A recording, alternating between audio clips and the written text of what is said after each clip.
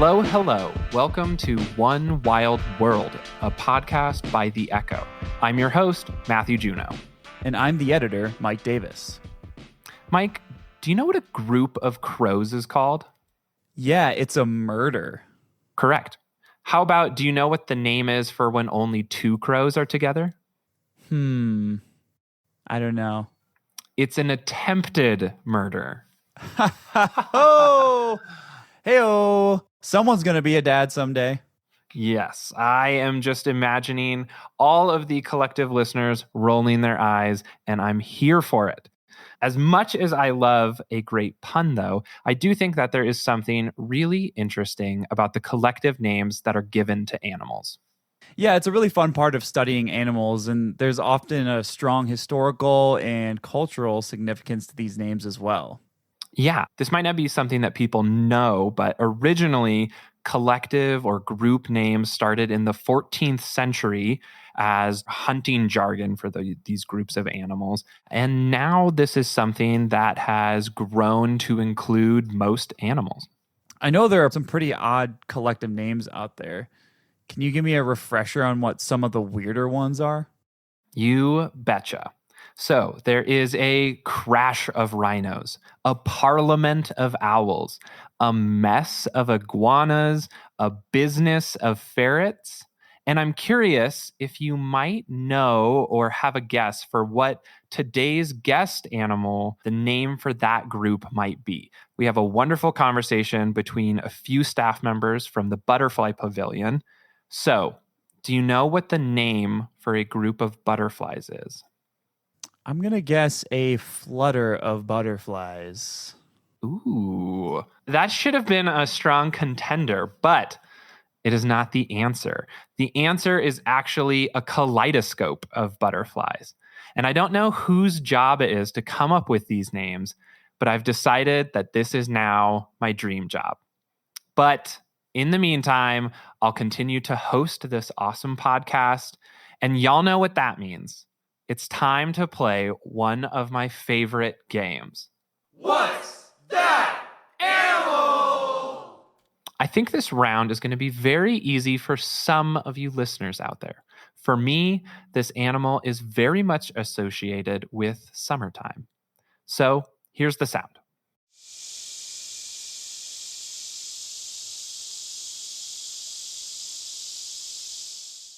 There's a good chance that if you recognize this sound, you've likely heard it quite often. The astute animal detective will understand this sound is one of the more prevalent sounds in the ecosystem, especially in the southeastern United States. Maybe it will resonate more with some of you junior detectives if I play it again.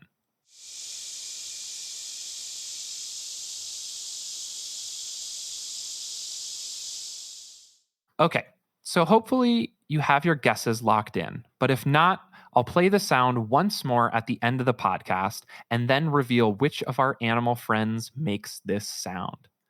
Today we have an incredible episode for you, and for the first time, we actually have two experts on the show.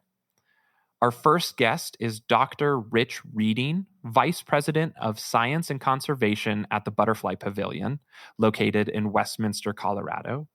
Our second guest is Shiran Hershkovich, the lepidopterist manager for the pavilion. Let's head over to my conversation with them now.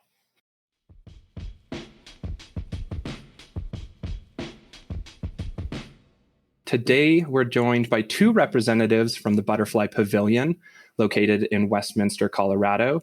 Dr. Rich Reading is a Vice President of Science and Conservation at the Pavilion, and Shiran Hershkovich is the lepidopterist manager. Welcome, and thanks for being on the show today. Thanks so much for having us. It's a pleasure to be here. Yeah, thanks for inviting us. Wonderful. Before we get started, Shiran, can you explain for those who might not know what a lepidopterist is? Absolutely. So it's definitely one of those SAT words, right? And lepidopterist is a really fancy way of saying butterfly scientist or butterfly specialist. So what I do here at Butterfly Pavilion involves managing our live collections of butterflies and participating in local and global butterfly research and conservation. Yeah, we've got some really exciting guests on here that work with all sorts of things. There is a focus on butterflies since you are working with the Butterfly Pavilion.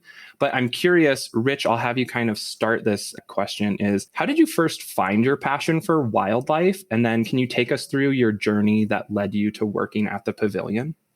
Well, I always loved wildlife, even as a little kid. I don't have one specific instance in my life like a lot of people do. That was the epiphany of, wow, I love wildlife. My parents told me when I was a little kid, I always wanted books about animals. When I went to the library, that's all I took out. When I went out to play, I'd always go to the woods or the fields and bring home critters and look at them and then let them go, of course. So that passion stayed with me. With a lot of people, it dissipates. With me, it did not. It just grew stronger. And I pursued a career. I went to graduate school and I studied wildlife ecology and human dimensions of wildlife management because I knew that there were a lot of threats to wildlife and I knew I wanted to do something to combat those threats and do conservation work. So I pursued advanced degrees, got those advanced degrees, did some consulting for a few years, worked for the government for a couple of years, went overseas. I was actually living in Mongolia, working for the United Nations during their transition from communism and doing a bunch of different conservation related activities, like rewriting their laws and helping them expand their protected area system. When a job popped up at Denver Zoo to start a conservation biology program, and I applied and got it. And so I started the conservation biology program at Denver Zoo, and we started doing projects all around the world. As I was doing those projects, I realized we needed expertise in invertebrates. So I went to the Butterfly Pavilion because I knew they were the experts, and I started recruiting people from Butterfly Pavilion to do work on our projects, including in Mongolia. And so over time, the Butterfly Pavilion said to themselves, hey, we wouldn't mind having this guy with us. And so they actively recruited me and they stole me away from Denver Zoo. And I came to work for Butterfly Pavilion. And I did a very similar thing. I started their research and conservation department here. And since then, I've become the vice president of science and conservation. And we have expanded our work both domestically and globally. Most people don't realize it, but we're active all over the world doing research and conservation. And that's my purview. In addition to overseeing all the collections and the horticulture, I oversee all the great things we do all over the world and right here in our own backyard in Colorado. So that's a whirlwind tour of my life. Yeah, definitely. It's very exciting to hear all of the different steps that took you to here, including the active recruiting from Butterfly Pavilion of like, man, this is a good guy. We got to bring him on here. Shiran, I'm hoping you can kind of do the same. How'd that passion for wildlife start? And then what brought you to working at the pavilion? Sure. So I actually echo a lot of Rich's story in the sense that invertebrate and wildlife conservation has been a lifelong passion for me. I actually grew up in the tropics of Panama. And when you grow up in a tropical environment, you don't really get the luxury of being neutral towards invertebrates. So people grow up with either a love them or hate them attitude. Usually in the hate them camp. I was strongly in the love them camp. So for me, it's always been invertebrates and insects. I would, as a child, love flipping logs, going out and grabbing spiders, putting them in a container to look at them closer. And I always joke that an entomologist is someone who just never outgrew that phase and turned it into a professional career. So that's what I did when I found out that you could actually become a scientist. That was a career. I knew that was it for me. So I went to university for molecular biology. That's what I got my degree in. And I was very fascinated by invertebrate evolution. The diversity is, of course, stunning and impressive. So I was just so fascinated and captivated by how many different colors and life forms we could find in invertebrates. They are, of course, 97% of known species, at least. So I was just fascinated by that entire world. And then I found out about Butterfly Pavilion, a space dedicated to celebrating invertebrates, which is really rare in this world. Often our large charismatic megafauna gets all of the attention. Not that they're not worthy, but when I found out that there was a space that celebrated invertebrates fully, I knew it was a place for me. So I remember interviewing with Butterfly Pavilion from Panama, calculating time differences, and I met Rich via Zoom for the first time. And now I'm here. I've been at Butterfly Pavilion just over a year, and it's been a roller coaster of a fun ride. Well, it sounds like the Butterfly Pavilion is so much better off for both of you being there with that passion. I grew up liking those large, charismatic megafauna, which are the very likable big animals. It's a fancy way of saying that. So the elephants, rhinos, giraffes, bears, I had that passion for mammals growing up, but it wasn't until college when I was studying human wildlife interactions where my love for invertebrates started to develop. Because I remember in a lot of my classes, we'd be talking about animals and I'd be waiting for them to get to the mammals section. And they were like, oh, mammals are going to be like the very last chapter that we're going to talk about. It's one unit. There's a lot of stuff before we get to mammals. And there was a whole class on invertebrates and all of the different types. It's just fascinating. And then with butterflies, there's a great app. You can take a picture of a butterfly and it will narrow down the species that it is. You still have to kind of go in and use your eye to fine tune which species it is. But I got to work with a smaller collection than I'm sure the Butterfly Pavilion has. But it was fascinating to take a picture and then look at the little minute differences and be like, no, it's not this species. No, it's not this species. Jackpot. Okay, it's this one. So my love for butterflies and invertebrates is pretty fresh here. Rich, I'm hoping you can tell me a little bit about the Butterfly Pavilion and its goals. Butterfly Pavilion is the first AZA, which is the Association of Zoos and Aquariums, accredited invertebrate standalone zoo in the world. And so we are dedicated to invertebrates. Of course, we have butterflies, and we have an amazing butterfly exhibit. It's beautiful. It's a flight house. You can go in. It's a tropical forest. But we also have 3 other exhibits that house some of our marine invertebrates. So a lot of crabs, sea stars, octopuses, mantis shrimps, corals, and all kinds of great critters in the marine environment. And then we have our terrestrial invertebrate collection, which includes things like tarantulas, beetles, bees, and all kinds of other invertebrates. It's always changing, so I can't tell you what's exactly in there every day because we're switching them out. As you may or may not know, about 97% of the known species on the planet are actually invertebrates. So most of the animals that inhabit this planet with us don't have backbones. That's what we mean by invertebrates. And so we have a huge selection of critters to choose from when we think about what we want to display to the public. We have the opportunity for people to come and hold animals, Rosie in particular, or touch a sea star, or touch a horseshoe crab. They can walk through the tropics. So it's a very hands-on, very friendly exhibit. And then we have Kobe, which is our Colorado backyard, which is a play area for the kids, but also an exhibit of wildlife that occurs in Colorado. But we're far more than just our exhibits. And so I want to emphasize that we do stuff all over the place. So we're doing work here in Colorado. We do stuff overseas in several countries around the world, doing conservation, doing monitoring, doing research. And Shiran is one of those lucky people who gets to go do a lot of that work. I just got back from Mongolia where I dragged her along screaming and kicking. No. She really wanted to go. And we went to Mongolia and we were studying a group of endangered butterflies over there and helping the Mongolian government to develop a conservation plan for this species that exist over there that are threatened by overcollection mostly. Most people don't realize this, but butterflies are overharvested because people trade them like postage stamps. So we're trying to stop that to restore populations to areas they once inhabited. And that's just one example of many we have in terms of the projects we do overseas. So we're a facility. We're also an education outreach group. So we have summer camps. We have education programs that go beyond through the internet, beyond our own backyard. But we have students come to us. We also bring some of our critters to schools and do teaching. So we're an education outreach organization. We're a conservation research organization. And we're a fun place to go and visit with your family. So that's Butterfly Pavilion in a nutshell. We're hopefully going to move in a couple of years to an even bigger facility.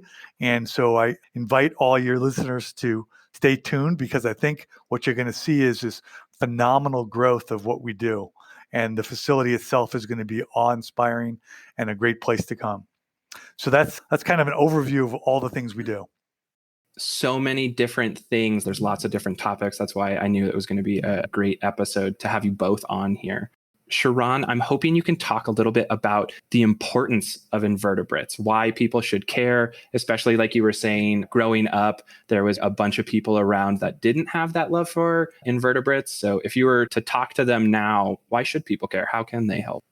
Sure. I think one fact that is often overlooked is how dependent we really are on invertebrates. They constitute the majority of animal life on Earth, and they provide so many ecosystem services. And by ecosystem services, I mean nutrient cycling in our soil by detritivores like millipedes, which, in addition of being cute, are extremely functional and vital to an ecosystem.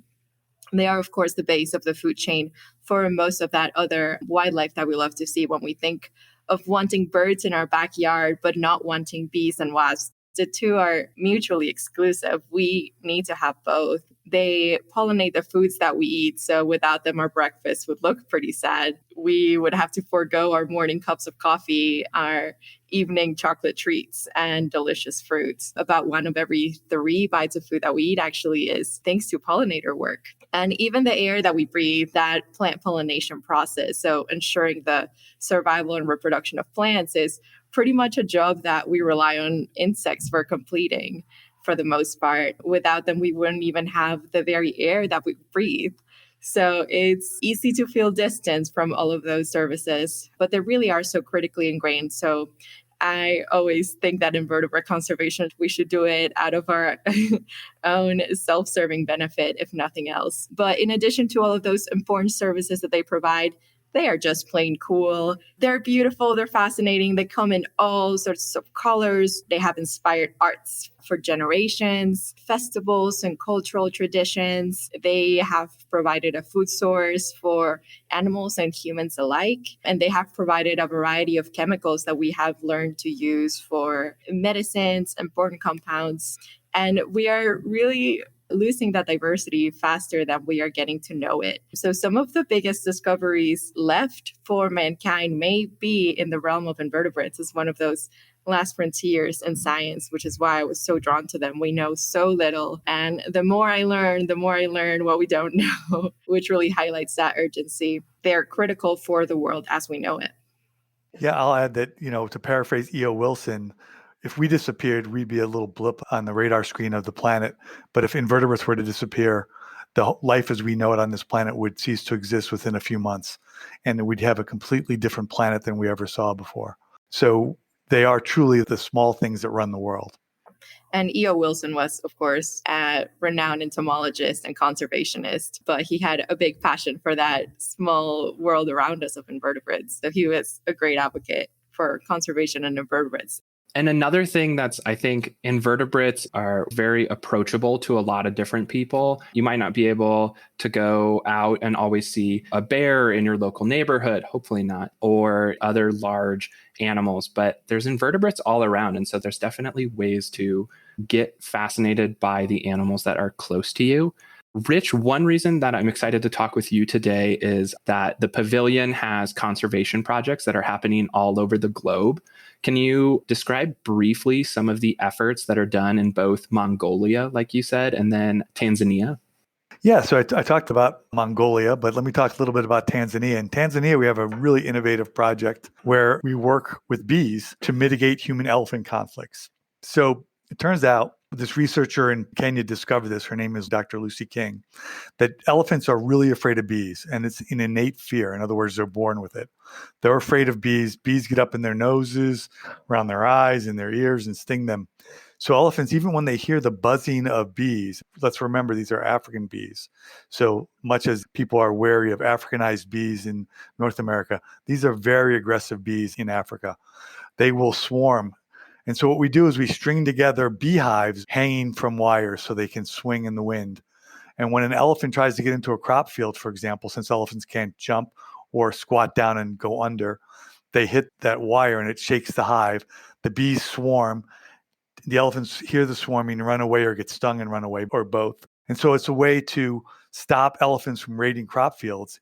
In exchange, the people get a few benefits. Number one, they get their fields pollinated. As Shiran alluded to, these are the great pollinators of our planet, the insects.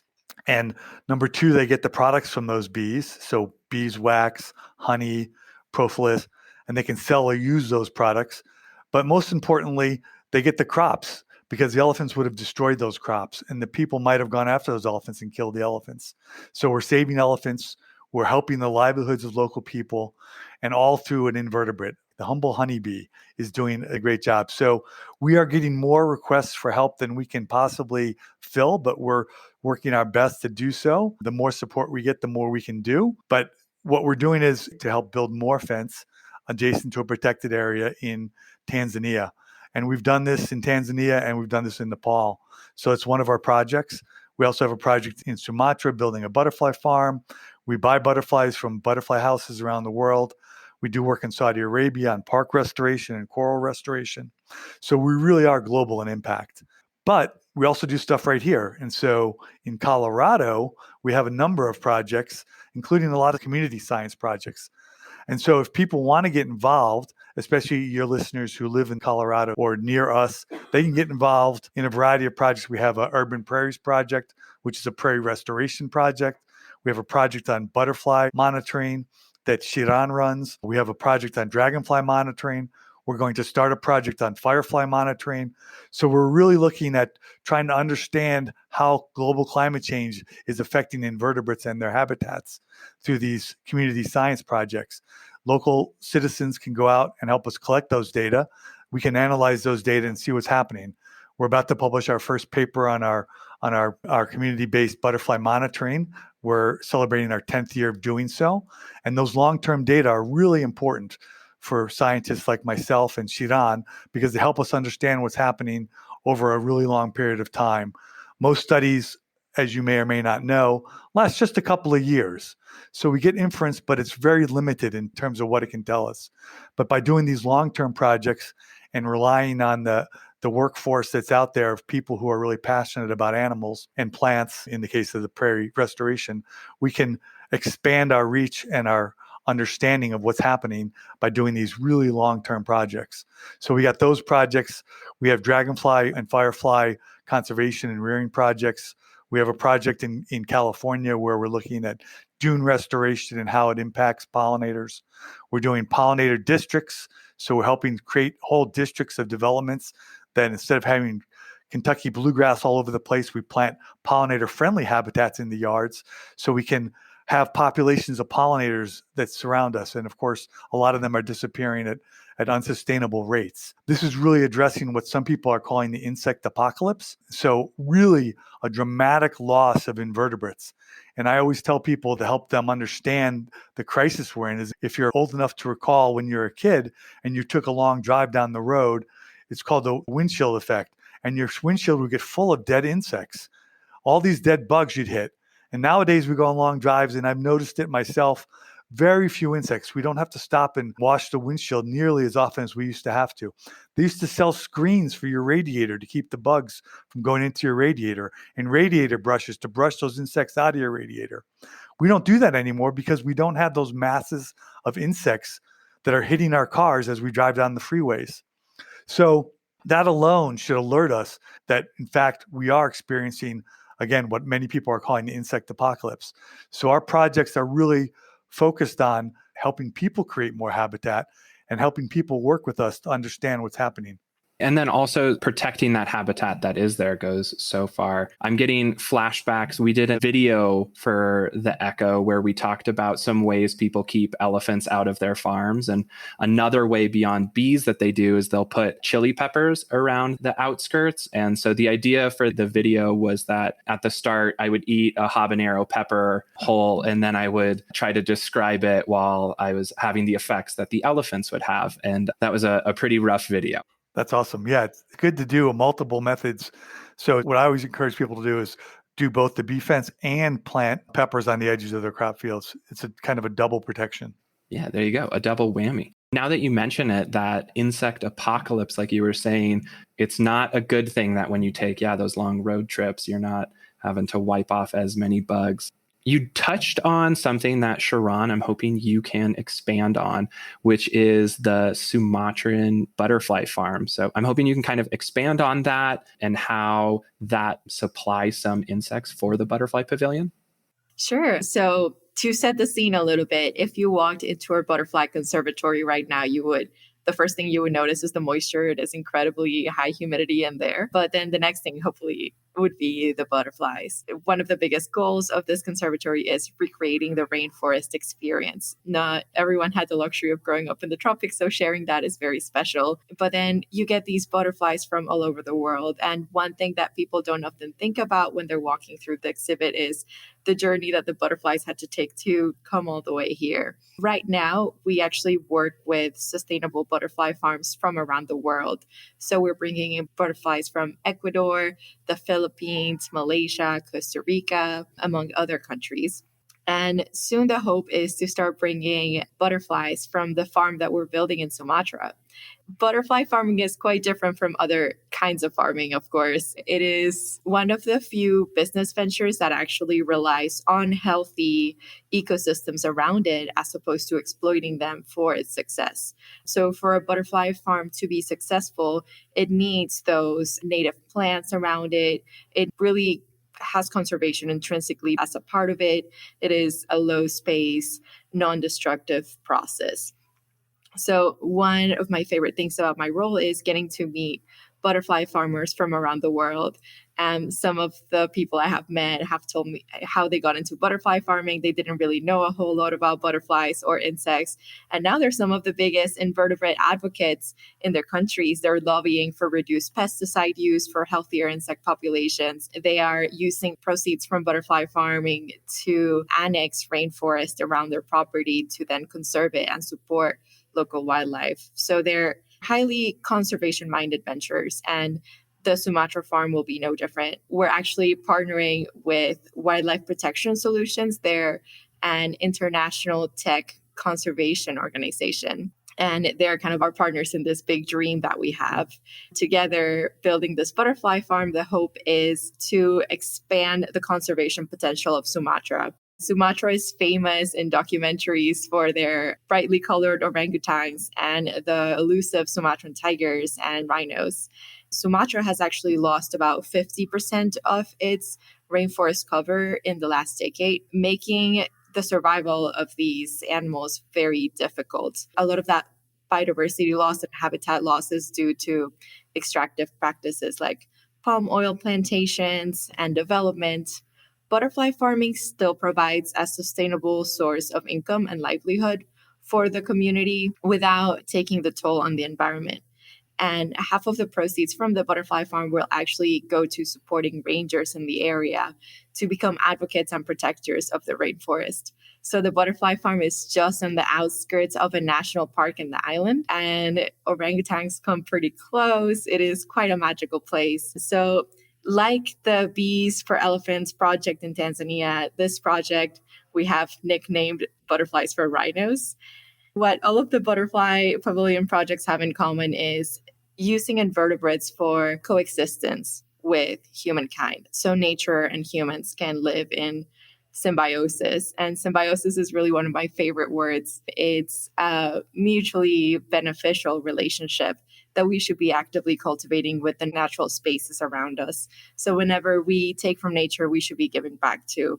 And projects like these really help kind of fulfill that cycle, and that conservation element should always be included and involved in pretty much everything that we do as a species.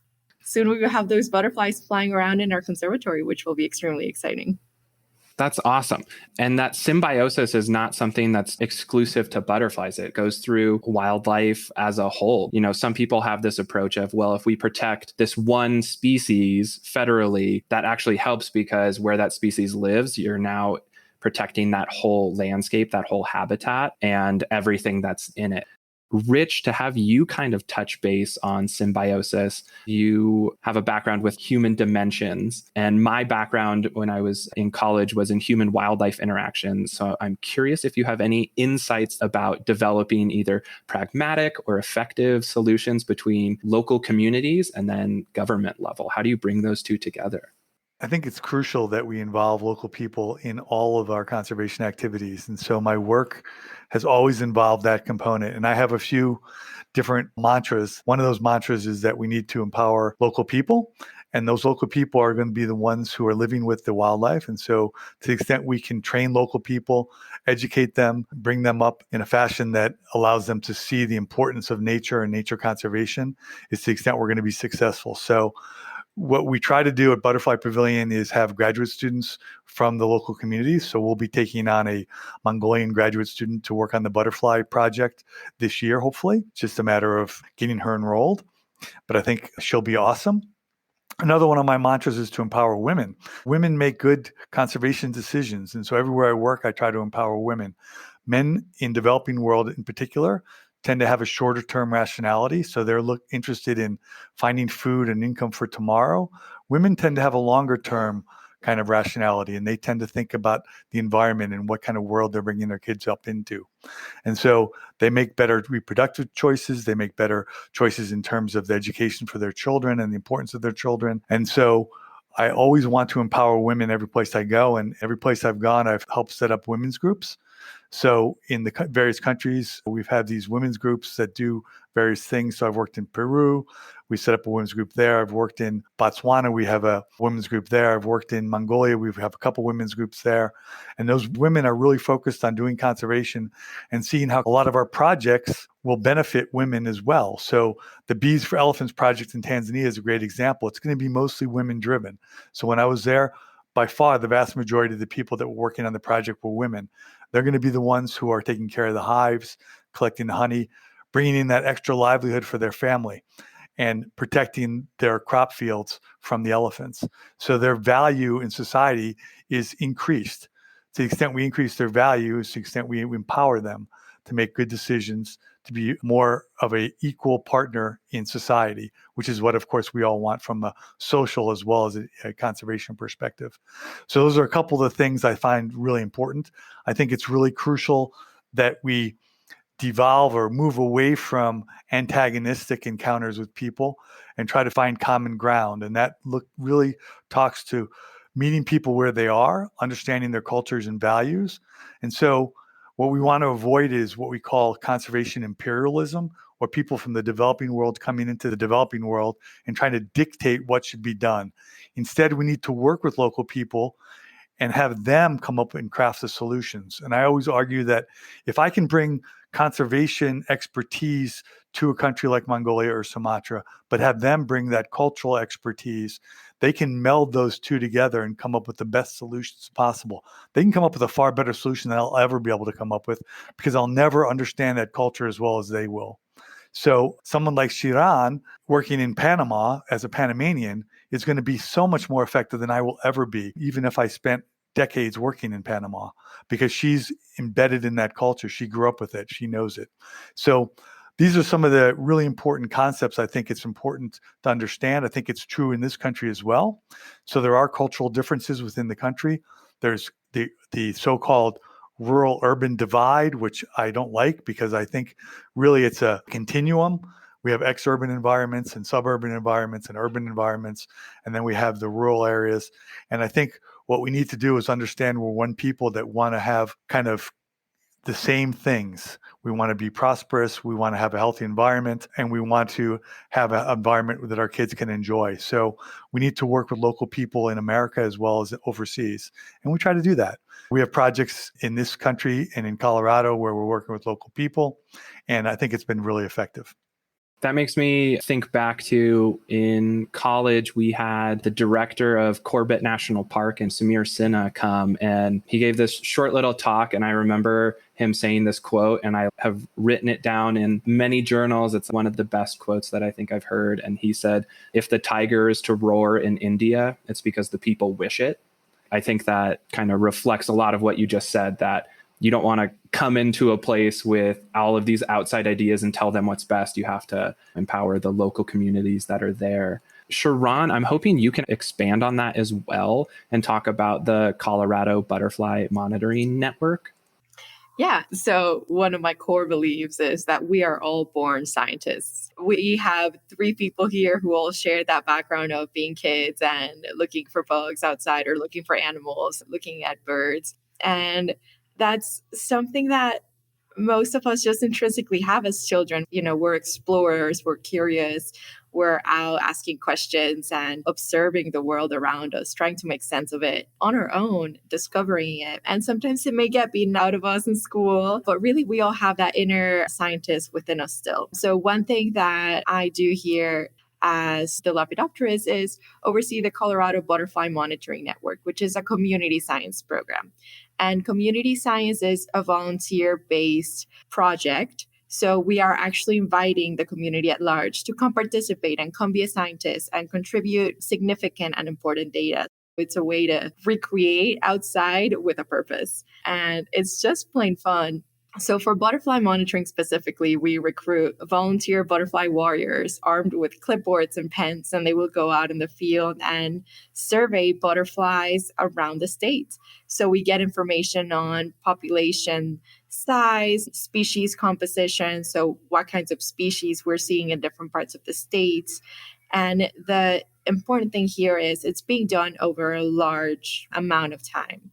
The Butterfly Monitoring Network of Colorado is on its 10th season of monitoring, which actually may sound like a long time, but in the grand scheme of things, it really is a blink of an eye. So as we continue gathering this data, we really can get a perspective of what has gone on in Colorado for butterflies. And butterflies are what you may call an indicator species. Indicator species tell us important mysteries and secrets about our environment. Butterflies are so closely tied to their environment.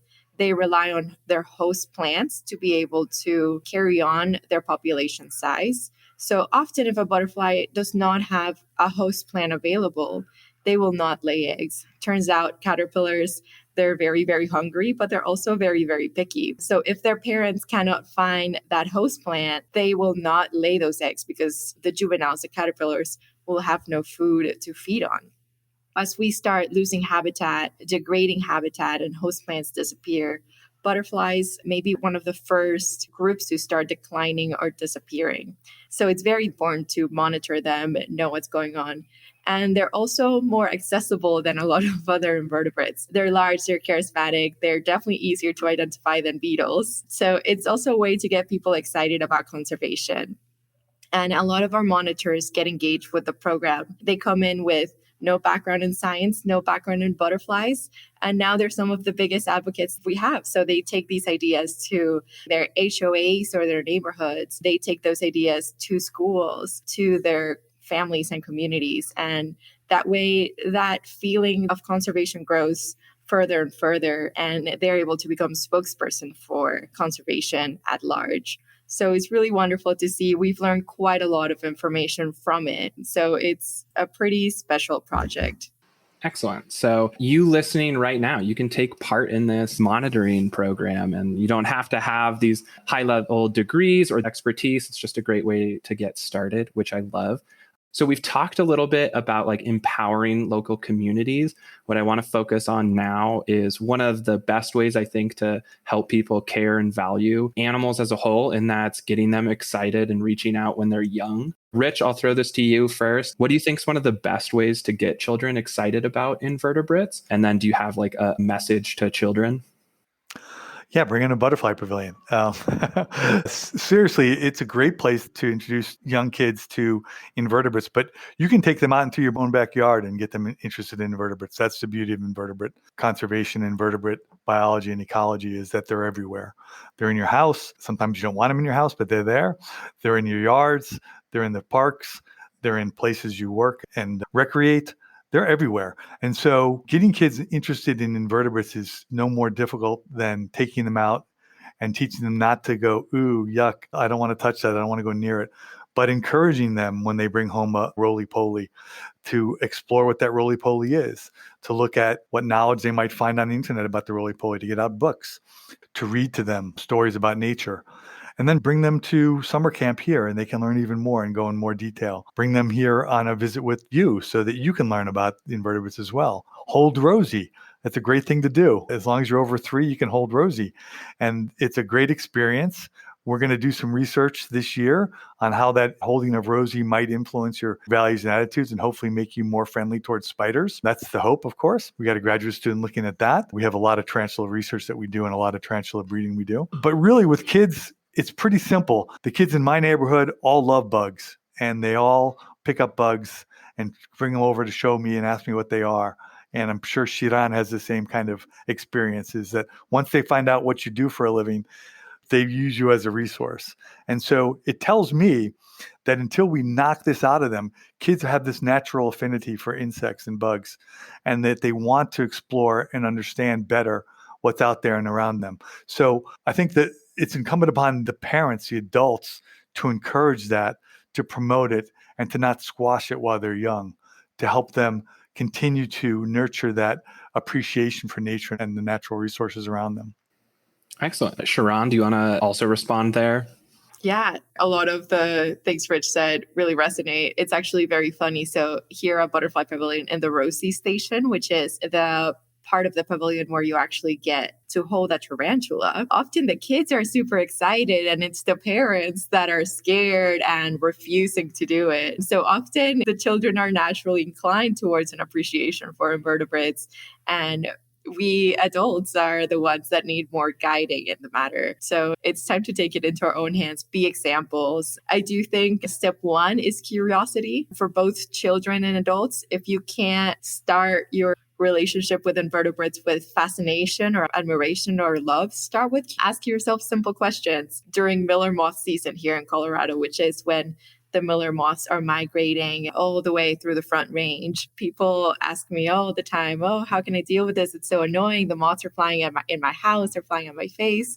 Start with curiosity if you can't start with appreciation. Ask yourself, why would this be important? What benefit could it provide? Why are moths fluffy? You can start really basic, get curious, and then that will inevitably lead to excitement when you really think about it. Everything that had to happen for invertebrates to develop these astounding forms and life strategies and colorations. So step one, curiosity. Step two, excitement. And hopefully step three, an ever-growing love for insects.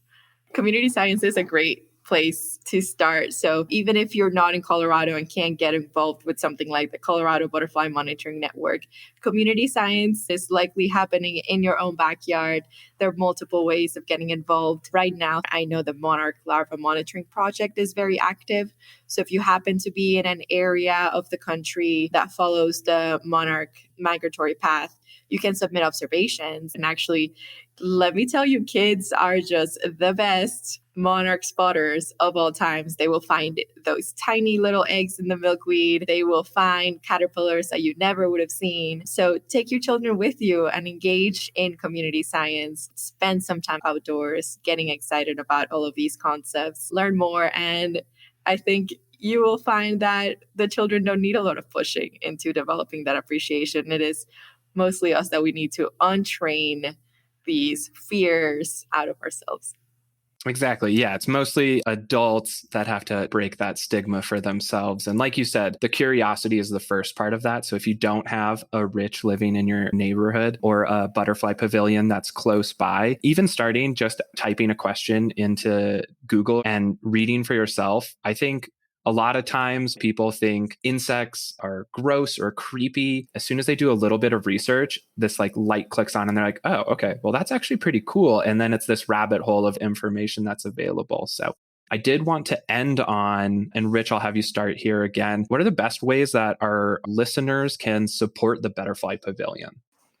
Yeah, there's a wide variety of ways to support Butterfly Pavilion. One is to simply donate their time and energy to the community science projects that we have.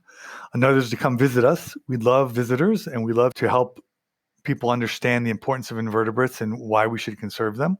So come visit us, come participate in our programs. So we have educational programs, we have community science programs. You can do trips with us. So we're going to do a trip to see what I call the mate-gration of tarantulas. Tarantulas in September, the males are out looking for females, and they're all over the roads in southeastern Colorado, and it's become somewhat of a tourist destination for people. Very interesting. And we're going to be leading a trip next year to go watch that mate-gration, to go take a look at tarantulas and understand what's going on there. We do research on those tarantulas, another one of our projects. You could come with us to Tanzania next year and visit the bee fence project. You can come with us to Mongolia in 2024. So you can visit us.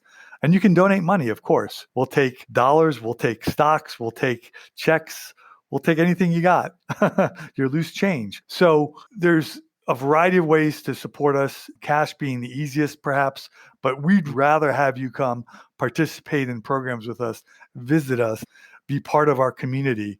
That's what we'd like to see the most. We'd like to see you become part of us so that we're one group. You can become a member and then you can join us. You can come to our special events. There's no end of ways you can become involved. And really, a lot of our interns have started, and even employees have started as teen volunteers. So you can even volunteer as a teenager in our programs there and then continue on with us. We've had people with us for decades as volunteers. So that's what I'd prefer, is become part of our community. Shiran, do you want to add anything into that? That was pretty comprehensive. But to add, in addition to joining us, being part of our community, participating in our programs, be an advocate for our mission. So we have the mission of protecting, understanding, and conserving invertebrates. So you can join us in that mission wherever you are, from Panama to Alaska. It's really a mission that is accessible for everyone. And Matthew, I love how you said it can start with a Wikipedia rabbit hole. Just get curious, get excited, learn more about insects. I encourage you to open a tab on your phone right now, learn about one invertebrate. Could be huge, could be a giant squid, could be the tiniest fly on Earth. Just learn one fun fact about an insect that you can share with your friends. It'll be a super fun party trick, I promise. So as long as you're excited about making the world a safer space for invertebrates, you're already a part of our community. You're already part of our people. So get excited, support us in any way that you can so we can make the world friendlier for the invisible majority around us. If this resonates with you in any way, reach out. We love to hear about our invertebrate community around the state, around the country, and around the world. Excellent. Rich, Shiran, thank you so much for being part of this. This was an amazing conversation. I love when I get to learn things as part of these conversations too. So I know that our listeners gained so much for that. So thank you again for being part of this conversation today. Well, thank you so much for having us. We really value these kinds of opportunities and programs like yours, because that's one way people learn about invertebrates as well. And so thanks for what you do, and thanks for having us on.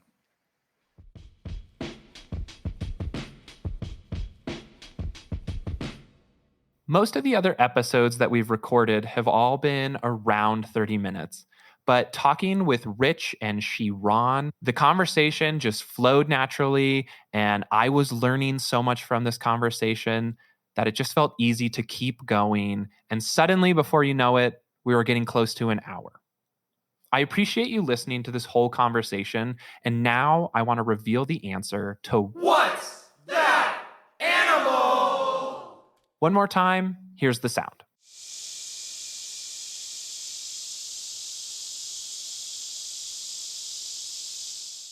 Some listeners may be all too well acquainted with the sound of the forest cicada. The cicada is an insect that is notorious for producing loud choruses of sound in the evenings during summer. They make this sound by vibrating not their wings, but instead a special organ called the timbal membrane. The cicada will come out in broods, and while some arrive annually, there's a famous species that remains in the nymph form, which is its juvenile form, underground for 17 years before they emerge at the same time over the course of a few weeks early in summer. The planning and coordination to get that timing right is astounding. Tune in next time for another chance to play What's that animal?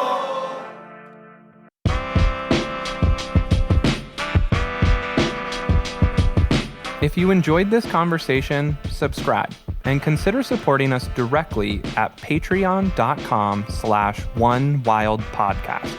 Here, you'll find exclusive content, like the full video versions of our conversations. To find out more about the other work we do, visit our website at onewildpodcast.com.